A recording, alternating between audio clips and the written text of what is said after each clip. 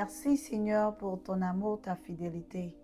Ouvre nos oreilles, ouvre nos cœurs, ouvre notre entendement afin que nous comprenions ce que tu as pour nous aujourd'hui, Papa. Reçois toute la gloire. Parle-nous au travers de ta parole. Au nom de Jésus, que nos cœurs soient disposés, qu'elles reçoivent cette semence-là que tu as pour nous aujourd'hui. Au nom de Jésus. Amen. Shalom, shalom, j'espère que vous allez bien. Alors, certains pièges entrent dans nos vies en silence, mais ils explosent brutalement.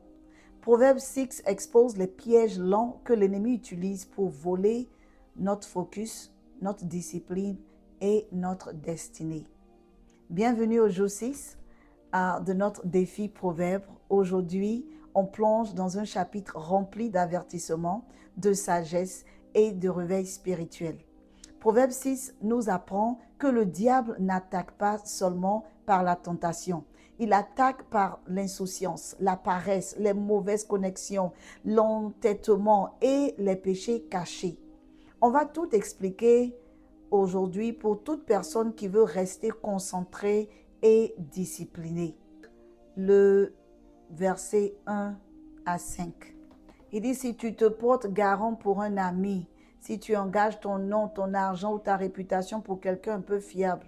Bon, je paraphrase, c'est comme co-signer un prêt pour quelqu'un qui t'a déjà dit qu'il ne rend jamais les choses qu'on lui prête. Tu ne pries pas pour demander que le Seigneur te guide. Fais attention. Verset 2, tes paroles peuvent te piéger. Souvent, tu es pris dans le piège par tes propres paroles. Ton oui peut t'attacher à des choses que Dieu ne t'a jamais demandé de porter. Tu promets quelque chose que tu ne peux pas faire. Maintenant, tu es coincé. Tu parles trop vite. Maintenant, tu as des problèmes. Tu dis quelque chose sous la colère. Maintenant, tu dois réparer. Bien-aimé, ton propre choix peut t'emmener à créer des choses avec ta bouche qui peut créer des problèmes que tu dois ensuite réparer. Verset 3 nous dit, je paraphrase, il dit si tu t'es mis dans un mauvais engagement, règle ça vite. Il faut t'humilier, va parler à la personne. C'est mieux d'aller parler. Si tu as créé une tension avec quelqu'un, tu as promis quelque chose, n'attends pas, ne te couche pas pour dire je vais attendre. Va t'excuser, clarifie, parle, répare ce qui s'est passé. Ne laisse pas l'orgueil te retenir. Ne tarde pas. Même le verset 4 encore, il te dit de ne pas tarder. Il ne faut pas dormir là-dessus. Il ne faut pas faire semblant. Bien-aimé, lève-toi, va chercher ta paix intérieure. Règle le problème avant qu'il ne grossisse. Là, maintenant, tu as commencé à créer une blessure intérieure dans la vie de quelqu'un d'autre. Et cela peut gâter ta réputation. Cela peut gâter ce que tu veux faire avec le Seigneur. Verset 5 dit, sauve-toi comme une gazelle qui fuit un chasseur. Sors de ce mauvais engagement très vite, comme un oiseau qui s'échappe de la main du piégeur. Quitte la situation rapidement. Ne cherche même pas à vouloir essayer même de sortir du piège un peu. Sors. Parce que ce piège va te dévorer. Versets 6 à 11, il parle du piège de la paresse.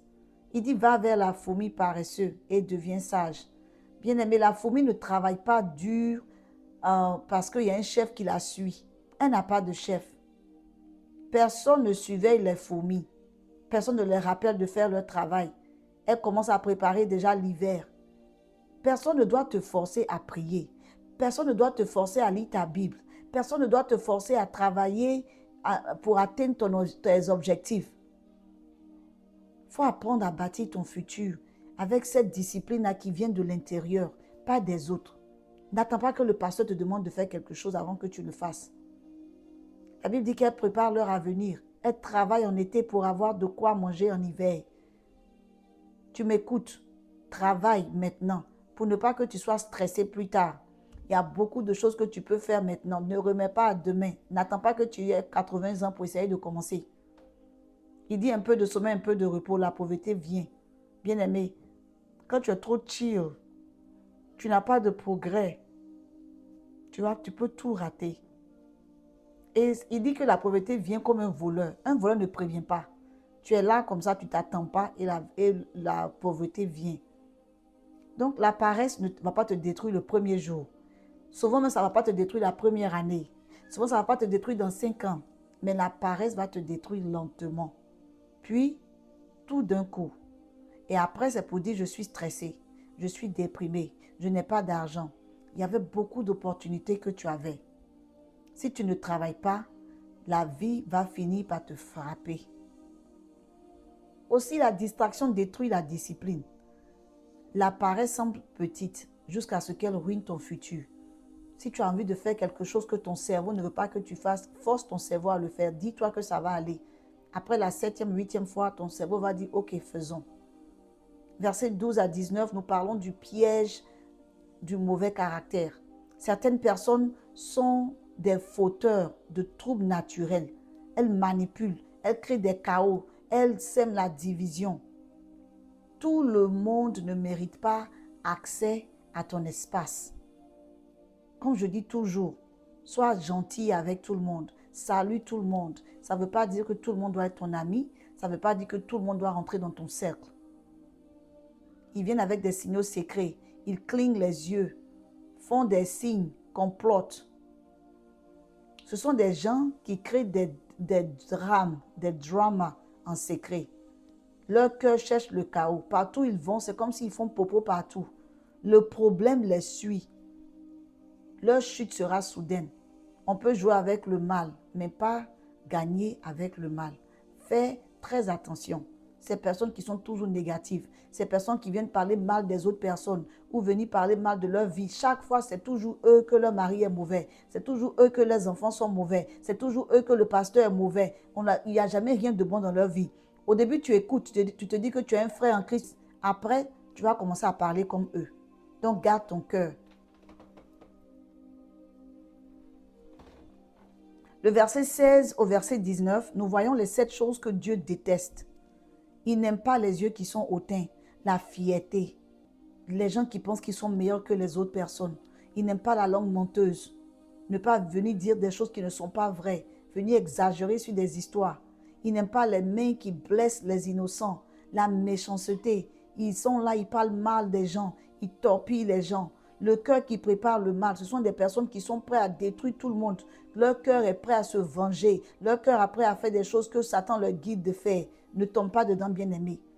Les pieds qui courent vers le mal, affairés comme demain matin. Des personnes qui se lèvent, dès qu'ils entendent une histoire, ils se lèvent. Ils aiment tout ce qui est mauvais. Tout ce qui est bien ne les intéresse pas. Jésus est l'agneau immolé, ça ne les intéresse pas. Mais telle personne a couché avec la femme d'autrui. Voilà. Il peut passer 2 heures dans les réseaux pour lire ce qui s'est passé.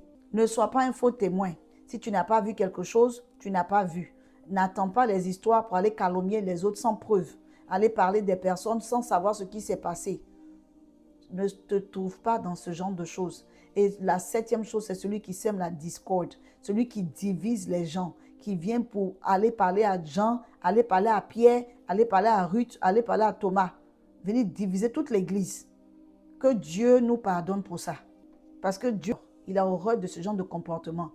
La Bible dit que le diable vient pour diviser, détruire, tuer. Donc quand tu vas diviser une communauté, tu es agent du diable parce que tu vas diviser. Et ce qui fait peur dans tout ça, c'est que ceux qui divisent, qui envoient la discorde, ils justifient. Souvent même, ils prennent des paroles bibliques pour justifier leur comportement. Faisons attention. Donc, les 7 choses-là, c'est comme quelqu'un qui marche avec des chaussures pleines de boue dans une maison propre. Tu laisses des traces, des dégâts. Tu popos partout. Ce n'est pas bien. Que Dieu nous délivre. Si tu m'entends, que le Saint-Esprit te convainc, prie pour ça. Verset 20 à 23, il nous parle de garder les commandements de nos parents.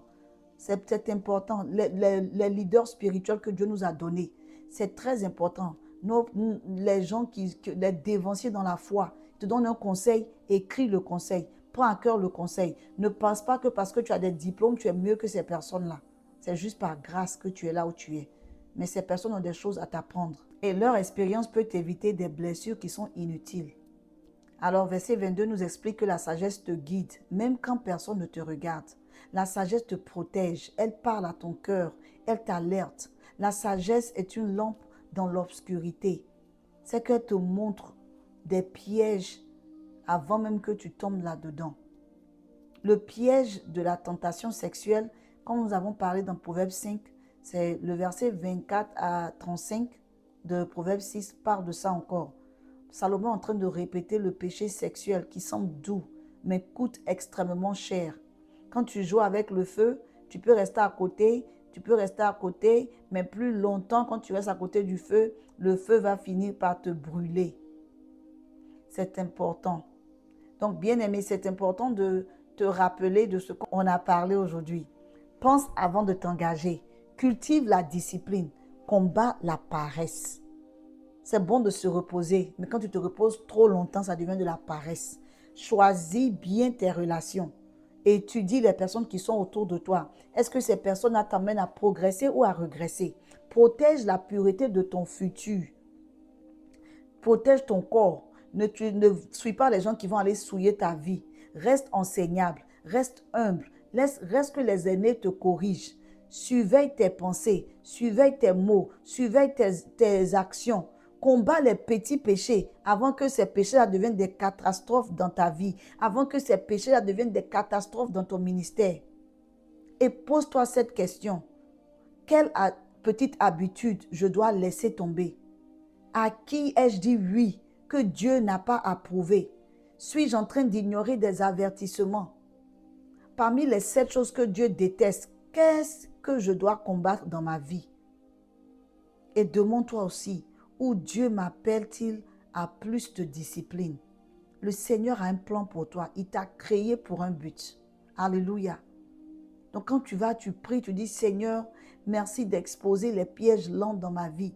Donne-moi la discipline, la sagesse, le courage. Aide-moi à marcher dans tes voies. Aide-moi à te laisser me transformer. Aide-moi à faire ta volonté. Aide-moi à fuir les distractions. Aide-moi à fuir la paresse. Aide-moi à marcher dans un futur, le futur que tu as planifié pour moi. Purifie mon cœur. Renforce mon focus. Renforce ta parole dans ma vie. Saint-Esprit, corrige-moi rapidement parce que je suis en train de m'égarer. Je veux rester dans le chemin étroit. Alléluia. Que Dieu te bénisse. En conclusion, Proverbe 6 nous montre que toutes les attaques ne sont pas dramatiques. Certaines sont silencieuses, certaines sont lentes et discrètes. Mais avec la sagesse, la discipline et le Saint-Esprit, tu peux reconnaître chaque piège avant qu'il ne détruise ton focus. Merci encore d'avoir écouté. Nous nous reverrons demain pour le 7e jour. D'ici là, reste enseignable, reste dans la prière. Et quelle est la 3e chose? Exactement. Laisse le Saint-Esprit te guider.